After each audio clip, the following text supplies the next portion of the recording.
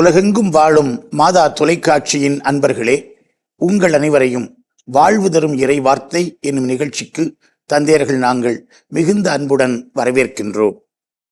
அன்புமிக்கவர்களே, திரு அவை நமக்கு அதிகாரப்பூர்வமாக ஆண்டவருடைய பாஸ்கா விழாவை விழித்திருந்து கொண்டாட வேண்டும் என்று அழைப்பு விடுக்கிறது.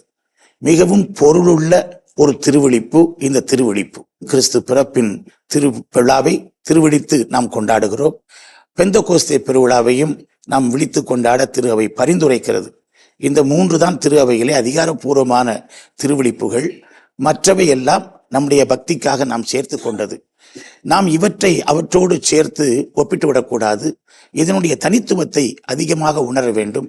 ஆகவேதான் திரு அவை மிக அதிகமான வாசகங்கள், அதிகமான சடங்கு கொண்டாட்டங்கள் இவைகளினூடாக நாம் சிறப்பாக செயல்படுத்த நமக்கு அறிவுரை தருகிறது. அப்படிப்பட்ட இந்த புனித இறைவின் பாஸ்கா திருவெடிப்பு குறித்து நாம் இப்பொழுது பேசலாம். நாம் கொண்டாடுகின்ற இந்த பாஸ்கா திருவிழிப்பு, திருவிழிப்புகளுக்கெல்லாம் தாய் திருவிழிப்பு அல்லது தலையாய திருவிழிப்பு என்று நிச்சயமாக அழைக்கலாம். காரணம், நம்முடைய நம்பிக்கை வாழ்வினுடைய இன்னும் ஒருபடி அதிகமாக நம்முடைய மீட்பினுடைய கொண்டாட்டமே இதுதான்.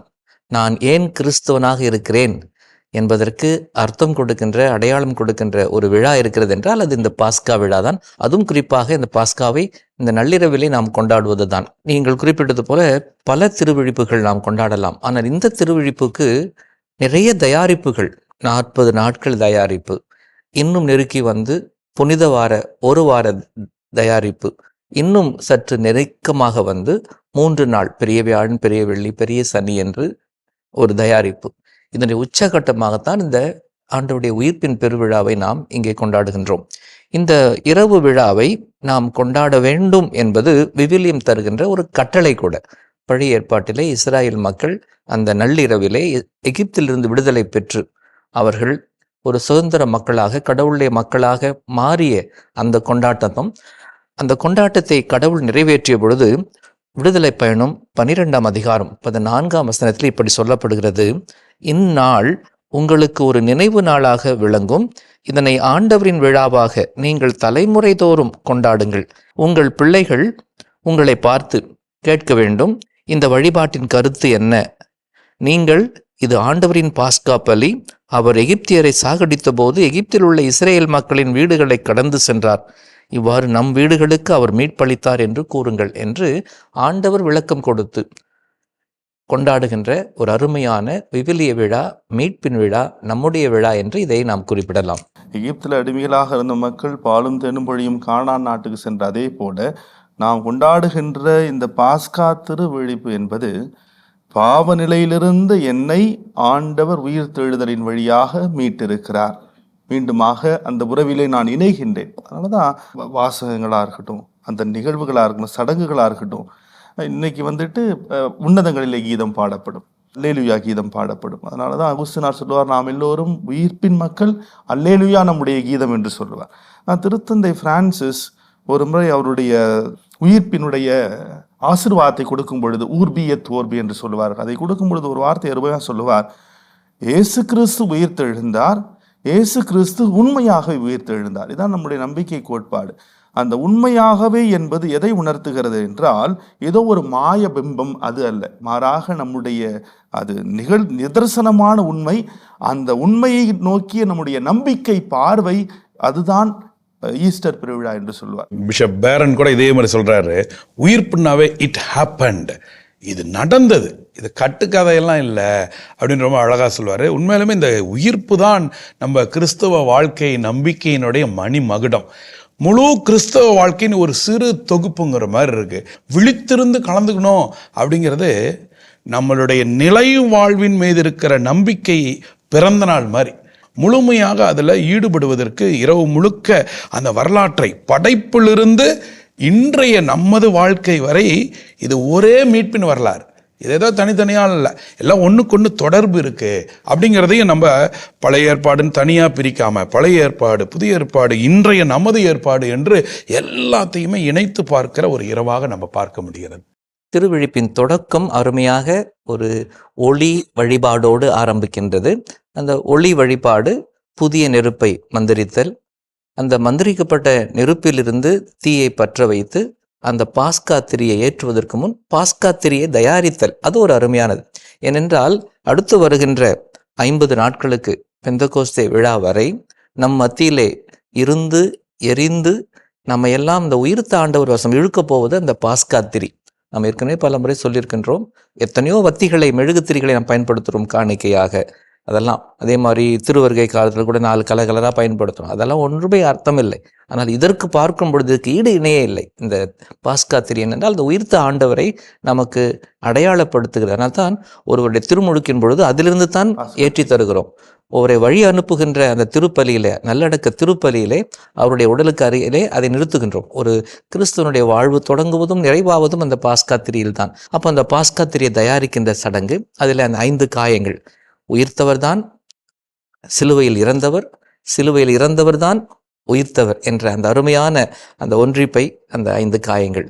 அப்புறம் அதிலே முதலும் நிறைவும் நானே, தொடக்கமும் நிறைவும் நானே, ஆல்ஃபா ஒமேகா என்று நாம் அந்த எழுத்துக்களை நிகழ்கின்ற ஆண்டை அதிலே பதித்து, உயிர்த்த ஆண்டவர் இன்றும் விளைவுகளை, தாக்கங்களை ஏற்படுத்துகிறது, இன்றைய வாழ்வும் அவரால் தான் என்பதை காட்ட நடப்பு ஆண்டை அதிலே குறிக்கின்ற அந்த அருமையான சடங்குகளுக்கு பிற்பாடு அந்த புதிய நெருப்பிலிருந்து அந்த வத்தியை ஏற்றி அதை பவனியாக கொண்டு வரும்போது கிறிஸ்துவின் ஒளி இதோ, இந்த காரிருள் நடந்து வந்த மக்கள் பேரொளியை கண்டனர் என்று இயேசுடைய பிறப்பின் பொழுது மட்டுமல்ல, அது இன்னும் முழுமையாக சொல்லக்கூடிய இந்த நேரத்தில் தான் இந்த பாவம் இருண்டு போன உலகத்திற்கு இதோ உயிர்த்த ஆண்டவர் ஒளியாக, மீட்பாக வந்திருக்கிறார் என்பதை அறிக்கையிட்டு 3 முறை பாடிக்கொண்டு செல்வது. அப்பொழுது கோவில் விளக்குகள் எல்லாம் இருட்டாக இருந்து ஏற்றப்படுவது, இதெல்லாமே ஒரு சடங்காக மட்டுமல்ல, நமக்கு செய்தியாக, வாழ்வாக, அனுபவமாக மாறுவதை பார்க்கின்றோம். அதைத் தொடர்ந்து வருகிற இறைவார்த்தை வழிபாடு இந்த திருவெளிப்பு கொண்டாட்டத்திற்கு மிகவும் அழகு சேர்க்கிறது. அந்த நள்ளிரவிலே சின்ன குழந்தை அந்த வீட்டில் இருக்கிற முதியவர், பெரியவர் தாத்தாவை பார்த்து கேட்க வேணும், ஏன் தாத்தா இந்த ராத்திரி நீளமாக இருக்குது, என் தாத்தா இந்த ராத்திரி சீக்கிரம் விடிய மாட்டேங்குது, என் தாத்தா இந்த ராத்திரி டேபிளில் வித்தியாசமான பொருட்கள்லாம் வச்சிருக்கிறோம், எதுக்கு அப்படின்னு சொல்லி பிள்ளை கேள்வி கேட்கணும். கேள்வி கேட்ட உடனே அவர் கடவுள் நம்மை படைத்தவர், பராமரித்தவர், நமக்கு விடுதலை தந்தவர் என்று மீட்பின் வரலாறு கதைகள் முழுவதையும் அவர் சொல்லுவார். அந்த பின்னணியை அழகாக எடுத்துக்கொண்டு நமக்கு முழு மீட்பின் வரலாறு இங்கே வாசகங்களாக தரப்படுகிறது. இந்த நள்ளிரவில் மீட்பின் வரலாறு முழுவதையும் தொகுத்து மனதில் தியானிக்க இந்த இறைவார்த்தை வழிபாடு நமக்கு வாய்ப்பை தருகிறது. அதில் அந்த விடுதலை பயண நூலில் வரும் பொழுது அதில் ஒரு வித்தியாசம் என்னென்னா, அந்த செங்கடலை கடந்த பிறகு அதில் இது ஆண்டவரின் அருள் வாக்குன்னு சொல்ல மாட்டாங்க, அப்பொழுது அவர்கள் புகழ்ந்து பாடிய திருப்பாடலாவது அப்படின்னு ஒன்று, ஆண்டவர் மாண்புடன் புகழ் பெற்றார். அதனுடைய தொடர்ச்சி இதுதான், ஆண்டவர் உன்னை படைத்தார், உன்னை மீட்டு கொண்டு வந்தார், உனக்கு எல்லா சொல்லும் அவர் உடன் இருக்கின்றார். இந்த உயிர்த்தெழுதல் அதான் என்னுடைய நம்பிக்கை வளப்படுகிறது. அந்த மகிழ்ச்சி, ஒரு நம்பிக்கை எல்லாம் ஒரு ஃபுல் பேக்கேஜ். அப்படி நான் முடிஞ்சிட்டு போகிறப்ப எனக்கு ஒரே ஒரு சந்தோஷம். அப்போ நான் தனியாக வந்தேன், ஒரு நம்பிக்கையோடு நான் போகிறேன். அந்த நம்பிக்கை எனக்கு பலப்பட்டிருக்குது. என் வாழ்க்கையில் நான் உடஞ்சிருக்கலாம், ஏன்னா அந்த 40 நாட்கள் தவ முயற்சிகள் எல்லாம் செஞ்சுட்டு அந்த நிறைவு, மனசில் ஒரு சந்தோஷம், முகத்தில் ஒரு சந்தோஷம். இந்த ஆன்மீகத்தில் எனக்கு கிடைக்கின்ற ஒரு உச்சக்கட்டம் இந்த பாஸ்கா திருவிழிப்பு, அந்த வாசகங்கள், இறை வார்த்தை வழிபாடு கொடுக்கின்றது. கட்டாயமாக நாம் தேர்ந்தெடுக்க வேண்டிய வாசகம் படைப்பு.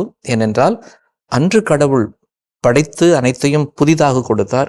இன்று அந்த அழுக்கடைந்த படைப்பை புதுப்பித்து புது படைப்பாக இன்று இயேசு கிறிஸ்துவின் உயிர்ப்பிலை மாற்றுகிறார். எனவே படைப்பிலிருந்து இந்த வரலாற்று, மீட்பின் வரலாறு தொடங்கியது என்பதை படிப்படியாக நமக்கு விளக்கி சொல்லி வந்து நிறைவு 7ஆம் வாசகம் முடிந்த பிற்பாடு இந்த உன்னதங்களிலே கீதத்தை நாம் 40 நாட்கள் பாடாமல் இருந்ததை அதை பாடி மகிழ்கின்றோம். அப்பொழுது பீடத்தினுடைய விளக்குகள் பாஸ்காத்திலிருந்து ஏற்றப்படுகிறது, தூபம் காட்டப்படுகிறது. இந்த திருவிழிப்பு தொடங்கி வைக்கின்ற ஒரு முக்கியமான காரியம், நீங்கள் ஏற்கனவே குறிப்பிட்டது போல அல்லேலூயா என்பது. அது மகிழ்ச்சியின் கீதம். அல்லேலூயா கிறிஸ்தவர்களுக்கே உரித்தான புகழ்ச்சி கீதம். அதை பாடுவதனுடைய நோக்கம் என்னவென்றால், அதனுடைய அர்த்தம்தான் நமக்கு அந்த பாடுவதின் நோக்கமாக அமைகிறது. அல்லேலூயா என்பது ஒரு எபிரேய சொல், அல்லது 2 எபிரேய சொற்களுடைய ஒரு கூட்டுதான் அது ஹல்லேலூயா என்பது. ஹல்லேலூ என்றால் புகழ், வாழ்த்து, பெருமைப்படுத்து, பாராட்டு என்றெல்லாம், பாடு, மகிழு என்பதெல்லாம் சொல்லலாம். ஹல்லேலூ என்றால் ஒருவரை பெருமைப்படுத்து. யா என்றால் யாரை? கடவுளை. ஹல்லேலூயா என்றால் கடவுளை பெருமைப்படுத்து என்ற வார்த்தை. இதுவரை ஏன் இதை பாடவில்லை என்றால் துக்கத்தின் அடையாளமாக, துயரத்தின் அடையாளமாக, எதிர்பார்ப்பின் அடையாளமாக, இல்லாமல் இருப்பதன் அடையாளமாக நாம் இதை பாடவில்லை. இப்பொழுது நாம் எதிர்பார்த்தது அத்தனையும் இயேசுடைய உயிர்ப்பிலை கிடைத்து விட்டது. எனவே அதனுடைய மகிழ்ச்சியாக இதனை நாம் திருவெளிப்பாடு நூலிலே 19ஆம் அதிகாரத்திலே ஏற்கனவே 4 இடங்களில் 1, 3, 4, 6 என்ற வசனங்களிலே இந்த ஹல்லேலூயா புகழ்ச்சி பாடலை அந்த செம்மறியின் தோழர்கள் பாடுவதாக நாம் பார்க்கின்றோம், உயிர்த்த ஆண்டவருடைய தோழர்கள். எனவே நாம் அந்த உயிர்ப்பின் மகிழ்ச்சியின் அடையாளமாக ஹல்லேலூயாவை இந்த குருவானவர் தொடங்கி வைக்க நாம் எல்லோரும் ஆர்ப்பரித்து பாடுகின்றோம். இது முதற்கொண்டு இதை அடிக்கடி இந்த பாஸ்கா காலத்தில் பாடப்போகின்றோம். இன்றைக்கு நற்செய்தியாக மார்க்கு நற்செய்தி 16ஆம் அதிகாரம் 1 முதல் 7 முடிய உள்ள வசனங்கள் தரப்பட்டிருக்கின்றன. இயேசுவினுடைய சிலுவை சாவோடு அவருடைய வாழ்வு முடிந்து விடவில்லை. அந்த சாவோடு அனைத்தும் முற்று பெறவில்லை. மாறாக இயேசு உயிர்த்தார். ஏனென்றால் 15ஆம் அதிகாரம் வசனம் 42 இவ்வாறு சொல்லுகிறது: இதற்குள் மாலை வேளையாகிவிட்டது. அன்று ஓய்வு நாளுக்கு முந்தைய ஆயத்த நாளாக இருந்தபடியால் அவர்கள் போய் பிலாத்திடத்தில் போய் உரிமை கேட்டு அந்த சடலத்தை அடக்கம் செய்தார்கள். ஆனால் அந்த சடலத்துக்கு கொடுக்க வேண்டிய மரியாதை, சடலத்துக்கு செய்ய வேண்டிய சில கடமைகளை அவர்கள் செய்யாது விட்டார்கள். ஆகவே இந்த பெண்மணிகள் அவர்கள் ஒன்றும் உயிர்ப்பை எதிர்பார்க்கவில்லை. அந்த ஐயோ இவ்வளவு பரிதாபமாக இயேசு இறந்து போனாரே, அந்த சடலத்திற்கு செய்ய வேண்டிய சில கடமைகளை செய்வோம் என்று சொல்லி அவர்கள் அவர்கள் உடலில் பூசுவதற்கென்று நறுமணப் பொருட்களை வாங்கி கொண்டு அவர்கள் அந்த கல்லறை தோட்டத்திற்கு போகிறார்கள். அங்கேதான் அவர்களுக்கு அந்த அதிர்ச்சி, அங்கேதான் அவர்களுக்கு அந்த ஆச்சரியம், அங்கேதான் அவர்களுக்கு அந்த அற்புதம் நிகழ்கிறது. மகதலா மரியா, யாக்கோபின் தாய் மரியா, சலோமி, இந்த 3 பேரையுமே ஏற்கனவே மார்க் குறிப்பிட்டிருக்காரு. 2 பேர் வரும். உதாரணமாக 15ஆம் அதிகாரம் 47ஆம் வசனத்தில், அதாவது 16ஆம் அதிகாரம் தொடங்கிறதுக்கு முன்னாடியே அவரை எங்கே வைத்தனர் என்பதை மகதலா மரியாவும் யோசேப்பின் தாய் மரியாவும் உற்று பார்த்து கொண்டிருந்தனர். அப்போ தொடர்ந்து முடிச்ச உடனே ஓய்வு நாள் முடிந்ததும் இந்த 3 பேர் போகிறாங்க. அது இவர்களுடைய பிரசனம் ஆண்டவருடைய இறப்போடு தொடர்புடையது, அதே நேரம் உயிர்ப்போடும் தொடர்புடையது என்பதை அப்படியே தொடர்படுத்தி ஒரு கோர்வையாக கொண்டாடுறாரு. இந்த இடத்தை விளக்குகிற பொழுது என்னுடைய பேராசிரியர் ஜன்கார்லோ பிகுட்சி அவரை எங்கே வைத்தனர் என்பதை மகதலா மரியாவும் யோசேப்பின் தாய் மரியாவும் உற்று பார்த்து கொண்டிருந்தனர். அதோட நடிப்போட சேர்த்து ஒரு நாடக பாணியில் அவர் சொல்லுவார். உற்று பார்த்தல் அப்படிங்கிறது சீடத்துவ பண்பு, கேட்டல் சீடத்துவ பண்பு, உற்று பார்த்தல் ரொம்ப முக்கியம். அது மார்க்கு நற்செய்தியாளருக்கு. ஏனென்றால் அது ஒன்றிய ஃபாலோ பண்ணு இருக்கிறது செயல்பாடு. ரொம்ப அழகா நீங்க சொன்னீங்க. இயேசுடைய இறப்பின் பொழுது, சிலுவையில் அவர் உயிர் விடும் பொழுதும், அவர் அடக்கம் செய்யப்படும் பொழுதும் இந்த பெண்கள் இருக்கிறார்கள். முதன்முறையாக இயேசுடைய கல்லறையை சென்று சந்திப்பவர்களும் உயிர்ப்பை பற்றி அறிபவர்களும் அறிவிப்பவர்களும் பெண்களாக இருக்கிறார்கள். இதில் என்ன நீங்க சொன்ன மாதிரி என்ன தொடர்ச்சின்னு பார்க்கும் பொழுது, இறப்புக்கு இருந்த அதே சாட்சிகள் தான் உயிர்ப்புக்கும் சான்று பகர்கிறார்கள். அது ரொம்ப சக்தி வாய்ந்த ஒரு சாட்சியம். அவர் உண்மையாக உயிர்த்தெழுக்கிறார் என்பதற்கு சான்று பகர்வதாக ஒரே சாட்சிகள் இதையும் பார்ப்பதாக அதையும் பார்ப்பதாக, இதையும் சொல்வதாக அதையும் சொல்வதாக இந்த நற்செய்தி அமைக்கப்பட்டிருக்கிறது. அதை நாம் பார்க்கின்றோம். பெண்களுடைய சாட்சியம் செல்லாது. ஒருவேளை இயேசு உயிர் தெழுந்தார்ன்ற கட்டுக்கதையை வச்சு சொல்லணும்னா மற்ற சாட்சிகளை கொண்டாந்துருக்கலாம், ஆண்களை கொண்டாந்துருக்கலாம். ஆனா கொண்டாடுறாம அதை மெயின் அதை அப்படியே பயன்படுத்தி இருக்கிறது வந்துகிட்டு இயற்கையாக நடந்தது. அதனால உண்மை அப்படின்றதும் அர்த்தம். அது அருமையாக சொல்லப்படுகிறது. அதே போல யோவான் நற்செய்தியிலும் மற்ற ஒத்தமை நற்செய்தியிலும் சில வேறுபாடுகளை காண்போம். இங்கே அந்த வேறுபாடு நமக்கு பல தரவுகளை தருகிறது. தந்தை குறிப்பிட்டது போல யோவான் நற்செய்தியிலே அரிமத்தேயா ஊர் யோசேப்பு, நிக்கோதேமு இவர்கள் அங்கே ஈடுபட்டு இயேசு உடலை பிலாத்தியுடன் வாங்கி அதற்கு வேண்டிய மரியாதை செய்து அவருக்கு வேண்டிய அந்த தைலங்கள் எல்லாம், வாசனை தைலங்கள் எல்லாம் பூசி அடக்கம் செய்கிறார்கள். யோவான் நற்செய்தியிலே பெண்கள் பார்த்து கொண்டிருக்கிறார்கள். இங்கே நற்செய்தியிலே அப்படிப்பட்ட அந்த இறப்பு சடங்கு எதுவுமே செய்யப்படவில்லை. ஒத்தமை நற்செய்தி, குறிப்பாக நாம் இன்று வாசிக்கின்ற மார்க்கு நற்செய்தியை நாம் பார்க்கின்றோம். அவருடைய உடலை யோசேப்பு மெல்லிய துணி ஒன்றை வாங்கி வந்து இறக்கி துணியால் சுற்றி பாறையில் வெட்டப்பட்ட கல்லறையில் கொண்டு வைத்து விட்டார். அவ்வளவுதான். அடுத்தபடியாக கல் உருட்டப்படுகிறது. நாளைக்கு இந்த கல் புரட்டப்படும். உருட்டப்பட்ட கல் நாளைக்கு புரட்டப்படும். தொடர்பை பார்க்கணும். அருமையாக இறப்பு உயிர்ப்புக்கு மார்க் அழகாக காட்டுவார். யோவான் நற்செய்தியிலே யூதாஸ் இருக்கின்ற நேரத்திலே மரியா அவருடைய பாதங்களிலே அவ்வளவு விலை உயர்ந்த அந்த தைலத்தை பூசிய பொழுது அவள் என்னுடைய உயிர்ப்பின் நினைவாக செய்கிறார் என்பதை உறுதிப்படுத்துகிறார். எனவே இந்த இறந்த உடலுக்கு இந்த தைலம் பூசுவது. ஆனால் யோவான் நற்செய்தியிலே இதை ஏற்கனவே செய்து விட்டதால் பெண்கள் தைலம் எடுத்து போக மாட்டார்கள், ஆனால் பெண்கள் போவார்கள். இங்கே மார்க்கு தெளிவாக சொல்வார், அது செய்யப்படாததால் அதை செய்வதற்காக அவர்கள் போகிறார்கள். தந்தை குறிப்பிட்டது போல அந்த கல் நேற்று புரட்டப்பட்டது, அதை யார் இன்றைக்கு உருட்டுவார்கள் நமக்கு? ஏனென்றால் அந்த கல்லறை ஒரு அறை மாதிரி இருக்கும், அந்த அறையிலே பல மேடைகள் இருக்கும். அந்த மேடைகளுக்குள்ளே அவர்கள் அந்த உடலை வைத்து விடுவார்கள். வைத்துவிட்டு அந்த கல்லை உருட்டி புரட்டி அதை மூடி விடுவார்கள். இப்போ அந்த கல்லை மறுபடியும் புரட்ட வேண்டும். பெண்கள் அவ்வளோ சக்தி இருந்திருக்காது, யாராவது உதவிக்கு வேண்டும் என்றெல்லாம் நினைத்து கொண்டு போயிருப்பார்கள். ஆனால் கடவுள் தந்தை கல்லை புரட்டுவார், உருட்டுவார், மகனை உயிர்ப்பிப்பார். அதை தான் அங்கே பார்க்கின்றோம். உண்மையிலுமே இந்த பெண்களுடைய வாழ்க்கை இன்னைக்கு இந்த ஒரு சமூக சிந்தனையாக யோசிச்சா கூட, அன்னைக்கு நீங்கள் சொன்ன மாதிரி பெண்களுடைய சாட்சியை எடுபடாது, பெண்களுடைய சீடர்கள் பெண்களாக இருக்கிறதுக்கான வாய்ப்பு ரபிகளுக்கு இல்லைங்கிறப்ப, ஆனால் இயேசு ஒரு பெரிய புரட்சி செஞ்சு அந்த இயேசுவோடு பயணம் செய்த இந்த பெண்கள், எல்லா சீடர்கள் ஆண்கள்லாம் ஓடிவிட்டாங்க, ஆனால் இவங்களுக்கு எப்படி இதுதான் ஒரு அதிதீவிரமான அன்பு, ஆர்வம், ஒரு பெரிய ஒரு ஆர்வமும் அன்பும் இயேசு மேலே இருந்திருக்கு. அதனால தான் எந்த அளவுக்குன்னா அவர் இறந்த பின்னாடி கூட அந்த உடலுக்கு செய்ய வேண்டியதாவது நமக்கு செய்யணும் அப்படின்னு ஓடி வருவதை பார்க்குறப்ப அவர்களுடைய அந்த ஆர்வம் இன்னைக்கு நமக்கு யோசிக்க தோணுது. அடுத்தது பெண்களுடைய முக்கியத்துவம், பெண்கள்னாவே ஒதுக்கி வைக்கிற இன்னைக்கு கூட இன்னும் நம்மளுடைய பங்குகளில் ஒரு பெண்களுடைய தலைமைத்துவத்துக்கு பெரிய முக்கியத்துவம் தராத நேரத்தில், ஆனால் எது எடுத்தாலும் ஆண்களை வச்சே முடிவெடுக்கிற நேரத்தில் பெண்களை கடவுள் மீண்டும் மீண்டும் நம்மளுக்கு பாடமாகவே காமிக்கிறாரு இன்றைய நற்செய்திலையும். அதில் ஒரு இன்ட்ரெஸ்டிங் என்னென்னா, நறுமணப் பொருட்கள் என்னெல்லாம் வேணுமோ வாங்கிட்டு வராங்க.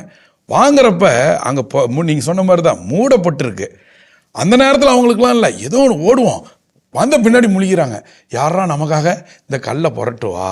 இது என்ன சொல்கிறாங்கன்னா, ஒரு ஸ்பிரிச்சுவலாக யோசித்தோம்னா, ஒரு கைண்ட் ஆஃப் நம்ம வாழ்க்கைக்குன்னு யோசித்தோம்னா, இப்படி தான் நம்ம ஓடுறோமா. நம்ம வாழ்க்கையில், அனுதின வாழ்க்கையில் இன்றைய பிரச்சனையை மனசில் கண்ணில் வச்சுக்கிட்டு, ஊனக்கண்களால் பார்த்துக்கிட்டு, அதை நோக்கி பயந்துக்கிட்டு, அல்லது அதில் இருக்கிற தடைகளை பார்த்துக்கிட்டு, இது எப்படி மாறும், இது யார் என்ன செய்வான்னு நினைக்கிற நேரத்தில் நீங்கள் அழகாக சொன்னீங்க, கடவுள் புரட்டுவார். அவர் புரட்டிட்டார். உனக்கு முன்னாடி தடை இருக்குன்னு நீ நினைச்ச, ஆனால் நீ ஆசையாக ஓடி வந்த பத்தியா, உன்னுடைய அந்த ஆசையான தேடுதலுக்கு புரட்டி அந்த கல்லறையை திறந்து அந்த ஒரு உயிர்ப்புங்கிற செய்தியை முதல்ல அந்த பெண்களுக்கு தந்திருக்கிறார். இது ஒரு உண்மையாலும் நம்மளுடைய வாழ்க்கைக்கும் சிந்திக்கிறதுக்கு தோணுது. கோர்வையாக பார்க்கும் பொழுது எனக்கு அடுத்து அந்த லெக்ரான் சொன்ன அருமையான வார்த்தை ஞாபகம் வருது. இந்த பகுதியில் மெசேஜ், மெசஞ்சர், மிஷன். ஒன்று செய்தி கிளியராக இருக்குது, நமக்கு தெள்ள தெளிவாக இருக்குது, இயேசு உயிர் தெழுந்து விட்டார் என்று சொல்லி. ரெண்டாவது அந்த செய்தி கொடுப்பவர் யாருன்னு நமக்கு தெரியும், அதை பற்றி நம்ம யோசிப்போம், வெண்ணாடை அணிந்த ஒருவர். அதன் பிறகு அவர்களுக்கு கொடுக்கப்பட்ட பணி என்ன? போய் சீடர்களிடம் சொல்லுங்கள், கலிலேயாவுக்கு போய் கொண்டிருக்கிறார், அவர் உங்களுக்கு சொன்னது போல் அங்கே காண்பீர்கள் அப்படின்னு சொல்லி அதோட நமக்கு முடிஞ்சிருது. ஆனால் 8ஆம் வசனத்தை படிக்கும் பொழுது அந்த பணி நிறைவடைந்ததா அப்படின்றப்பதான் அது நமக்கு மிகப்பெரிய கேள்விக்குறி.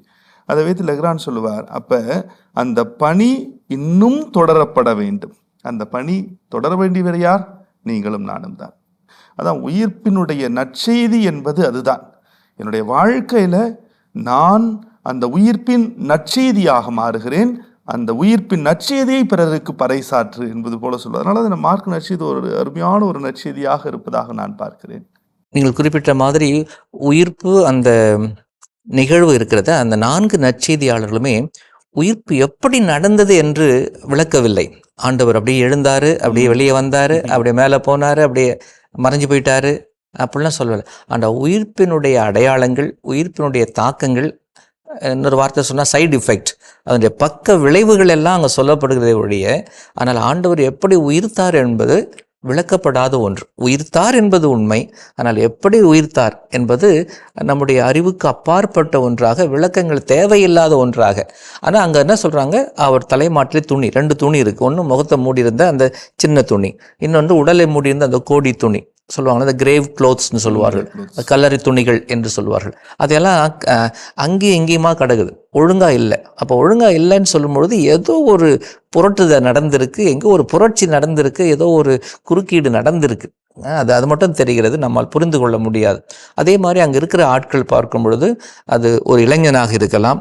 ஏன் இந்த வெண்ணாடை தொங்கல் ஆடை அதெல்லாம் சொல்லும் பொழுது ஒரு இறைமையை காட்டுகிறது. அது வந்து தெய்வீக செய்தியாளர்கள் அங்கே இருப்பதை நாம் பார்க்கிறோம்.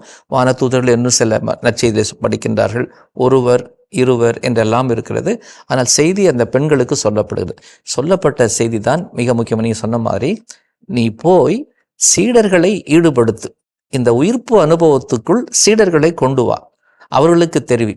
நீ கலிலேயாவுக்கு போனாலும் சரி, லூக்கா நற்செய்திப்படி எருசலேமுக்கு போனாலும் சரி, சீடர்கள் என்னுடைய உயிர்ப்பு அனுபவத்திற்கு உட்படுத்தப்பட வேண்டும். ஏனென்றால் அவர்கள் எல்லாம் உயிர்ப்பின் சாட்சிகளாக பணியேற்க வேண்டும். நீ சொன்ன மாதிரி இந்த காட்சி முக்கியம் அல்ல, காட்சியிலே மயங்கி போய் உட்கார்வது முக்கியம் அல்ல, எழுந்து ஓடுவது. இன்றைய வாசகத்தில் நாம் கேட்கிறோம்.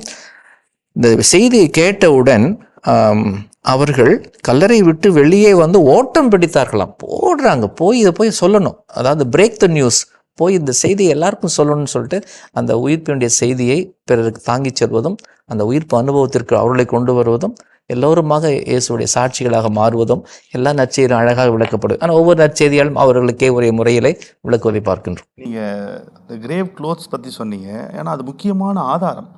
இயேசுனுடைய உடல் அங்கு இல்லை அப்படின்னு ஒரு ஆதாரம். இன்னொன்று, இயேசுனுடைய உடல் திருடப்படவில்லை என்பதற்கு அது மிகப்பெரிய ஆதாரம்.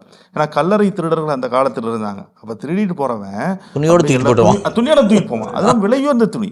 ஏன்னா அவனுக்கு அந்த உடலை வச்சு என்ன பண்ணுவான், அதில் இருக்க துணி தான் அவனுக்கு முக்கியம். அப்படியே எடுத்துட்டு உடலை எடுத்துட்டு துணி அப்படியே மடித்து மெதுவாக பொறுமையாக மடித்து வச்சுட்டு 6 முறை உட்காந்து மடிச்சுட்டு போக மாட்டான். ஆனால் நமக்கு துணி இருந்த நிலைமையே தெரியும். மூன்றாவது இறையியல் கண்ணோட்டம் இருக்குது.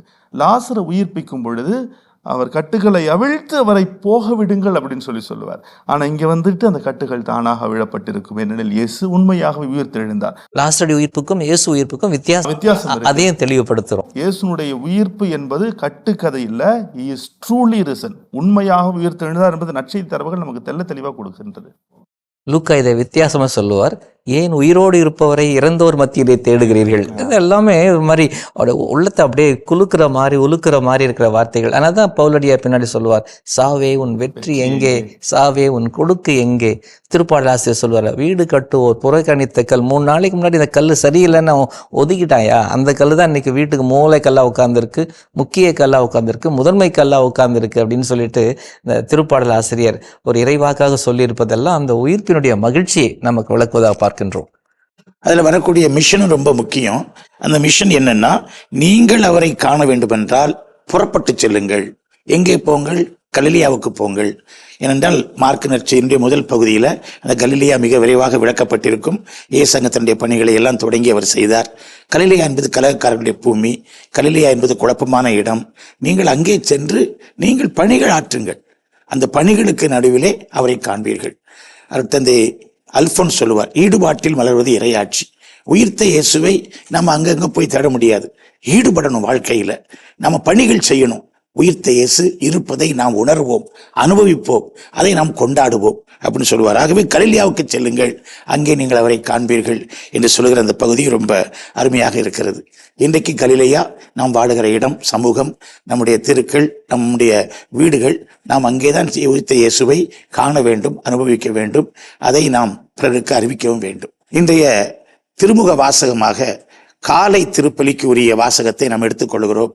இந்த சிந்தனைக்கெல்லாம் முத்தாய்ப்பாக, படிப்பினையாக, செயல்பாட்டுக்கு நம்மை இட்டுச் செல்வதாக நாம் எவ்வாறு உயிர்த்தெழ வேண்டும், உடலில் அல்ல, நம்முடைய ஆவியில், நம்முடைய ஆன்மாவில், நம்முடைய நம்பிக்கையில் என்பதனை பவுலடியார் கொலோசையருக்கு எழுதிய திருமுகத்திலே அழகாக சொல்லித் தருகிறார். அந்த படிப்பினையை நாம் பார்க்கலாம். கிறிஸ்துவோடு உயிர் தெழுந்தவர்களானால் மேலுலகில் உள்ளவற்றை நாடுங்கள். அப்போ மேலுலகம் என்ன அப்படின்னா, இந்த விண்ணகமில்லா மன்னக வாழ்வு ரொம்ப ரொம்ப ஆபத்தானது. அப்போ என்னுடைய வாழ்க்கை பயணம் விண்ணகத்தை நோக்கிய பயணம். என்னுடைய வாழ்க்கையில் நான் ஆண்டவரை தேடிக்கொண்டே இருக்க வேண்டும். திருத்தந்தை பிரான்சிஸ் சொல்வார், தந்தையவர்களும் குறிப்பிட்டார், இந்த ஈஸ்டர் உயிர்த்தெழுதல் என்பது ஒரு பயணம். அதான் அந்த நற்செய்தியில் படிக்கும் பொழுது, குறிப்பாக யோவான் நற்செய்தியில் 20ஆம் அதிகாரம் படிக்கும் பொழுது, மகதலேனா மரியா ஓடுகின்றால், அந்த சீடர்கள் ஓடுகிறார்கள். அது சாதாரணமாக ஆரம்பிக்கிற பயணம் ஒரு ஓட்டப்பந்தயமாக மாறுகிறது என்று சொல்லுவார். அது இல்லாமல் அப்போ என்ன அர்த்தம்? நான் உயிர் தாண்டவரை விரைவாக சந்திக்க வேண்டும், அதே நேரத்தில் அவர்தான் என் நம்பிக்கையாக மாற வேண்டும். அப்போ என்னுடைய வாழ்க்கையில் நான் அந்த உயிர்ப்பு பெருவிழா எல்லாம் கொண்டாடும் பொழுது அப்போ மேலுலகில் உள்ளவற்றை நாடு, என்னுடைய பார்வையெல்லாம் ஆண்டவரை நோக்கிய வண்ணம் இருக்க வேண்டும். அப்போ என்னுடைய வாழ்க்கையில் நான் செய்கின்ற செயலில், என்னுடைய ஆன்மீகத்தில், என்னுடைய குடும்ப காரியங்களில், என்னுடைய பங்குல செய்கின்ற பணிகள், மற்ற எல்லாருக்கும் உதவி செய்தல் எல்லாமே என்னுடைய மையம் என்ன? உயிர் தாண்டவர். எனக்கு ஆண்டவர் கொடுத்திருக்கிறார், நிச்சயமாக கொடுப்பார், நிறைய கொடுப்பார். அப்போ என்னுடைய வாழ்க்கையில் நான் இன்னும் பிறருக்கு ஆண்டவரை கொடுத்து கொண்டே இருக்க வேண்டும். நம்பிக்கை இல்லாதவர்களுக்கு நம்பிக்கை கொடுக்கிறது, அதுதான் உயிர்ப்பு. இந்த உயிர்ப்பு விழாவை நாம் ஒரு கொண்டாட்டமாக, சடங்காக கொண்டாடி முடித்து விடக்கூடாது என்பதால் தான் இந்த வாசகம் மிக அருமையாக வருகிறது. நீங்கள் எப்படி உயிர்ப்பின் மக்களாக இருக்க முடியும்? அப்போ நான் என்னுடைய சுயநலத்திற்கு, பாவத்திற்கு இறந்து கொண்டே இருக்க வேண்டும், இல்லை என்று சொல்லி நான் சிலுவையிலே இறப்பது போல நான் என்னை மறுத்து இறக்கும் பொழுதுதான் இயேசுடைய உயிர்ப்பிலே நாம் பங்கு பெற முடியும். எனவே இந்த உயிர்ப்பு கடவுள் தந்தை தனக்கு இல்லை என்று மரித்த இயேசுவுக்கு கொடுத்த கொடையாக கூட பவுலடியார் தெளிவுபடுத்துவார். அந்த விதத்தில் நான் இயேசுவின் உயிர்ப்பை கொண்டாடுபவனாக மட்டும் இல்லாமல் இயேசுவின் உயிர்ப்பை சொந்தமாக்கி கொண்டவனாக இருக்க வேண்டும் என்றால் நான் இறக்க வேண்டும். அதான் அவர் சொல்றாரு, நீங்கள் கிறிஸ்துவோடு இறந்து விட்டீர்கள், உங்கள் வாழ்வு அவரோடு இணைந்து கடவுளிடம் மறைந்து இருக்கிறது, கிறிஸ்துவை உங்களுக்கு வாழ்வு அளிப்பவர் என்று அந்த உயிர்த்த ஆண்டவர் நம்மை எப்படி வாழ வைக்கிறார், பாஸ்கா வாழ்வு வாழ வைப்பதை அவர் விளக்கி சொல்வதை பார்க்கின்றோம். இன்னைக்கு எல்லாருமே ஏதோ இன்றைய வாழ்க்கையிலேயே எல்லாரும் நல்லா சாப்பிடு, கூடு, ஜாலியாக முடிஞ்சு வாழ்க்கை, இறந்ததுக்கு பின்னாடி நம்மளுக்கு ஒரு நிலை வாழ்வு உண்டு அப்படிங்கிற சிந்தனையே இல்லாமல் இன்னைக்கு எப்படியோ ஜாலியாக இருந்தால் போதும் அப்படிங்கிறாங்க, அந்த எபிகுனரிசம்னு நம்ம சொல்கிற மாதிரி. ஆனால் இந்த வார்த்தை இயேசு கிறிஸ்துவோடு உயிர் பெற்று எழுந்தவர்கள் ஆனால், அப்போ நம்ம முதல்ல இயேசுவோடு இறக்கிறோம், இயேசுவோடு உயிர்க்கிறோங்கிற நம்பிக்கை முதல்ல நமக்குள்ளே வரணும். அப்போ அந்த நம்பிக்கை வந்துச்சுன்னா இன்னைக்கு வாழ்கிற வாழ்க்கையும் பயனுள்ளது. எப்படி? இந்த வாழ்க்கையின் பரிசு தான் என்னுடைய நிலைவாழ்வு. இல்லாட்டினா என்ன ஆகிடும்? இப்போ உண்மையாலுமே இந்த மனித வாழ்க்கையே பயனற்றதாக போயிடும்.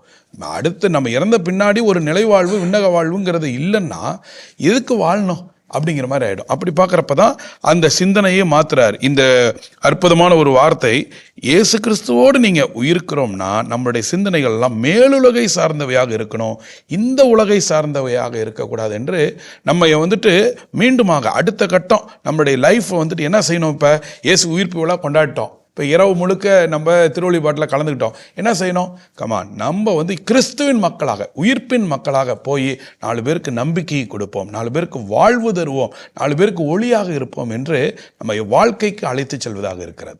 இயேசு கிறிஸ்துவின் உயிர்ப்பு பெருவிழாவாகிய இன்று இயேசுடைய உயிர்ப்பின் விளைவாக நாம் ஒவ்வொருவரும் உயிர் தேட வேண்டும் என்று பவுலடியார் சொல்லுகிறார். அவர் இங்கே உடலின் உயிர்ப்பை சொல்லவில்லை, மாறாக ஆன்மீக உயிரின் உயிர்ப்பை அவர் குறிப்பிடுகிறார். இன்றைய சடங்குகளில் முழுமையாக பங்கெடுத்து இறைவார்த்தை வழிபாட்டில் மீட்பின் வரலாற்றை முழுமையாக தியானித்து சுவைத்து இயேசுவோடு இறந்து உயிர்த்து நம்முடைய திருமுழுக்கின் அருளை புதுப்பித்து இந்த நள்ளிரவிலே நாமும் ஆண்டவர் தோற்றுவித்த வெற்றியின் நாள் இது, இன்று அகமகிழ்வோம், இன்று அல்லேலூயா பாடுவோம் என்று நாமும் பாடி மகிழ்வோம். உயிர்த்தவர்களாய் நாம் சான்று பகர்வோம். அன்புமிக்கவர்களே, வாழ்வு தரும் இறை வார்த்தை என்னும் இன்றைய நிகழ்ச்சி இத்துடன் நிறைவுக்கு வருகிறது. தந்தையர்கள் நாங்கள் உங்கள் அனைவருக்கும் நம் ஆண்டவர் இயேசு கிறிஸ்துவினுடைய உயிர்ப்பு பெருவிழா நல் வாழ்த்துக்களை கூறி அன்புடன் விடைபெறுகிறோம். அல்லேலூயா. இயேசுவுக்கு புகழ், இயேசுவுக்கு நன்றி. மரியே வாழ்க.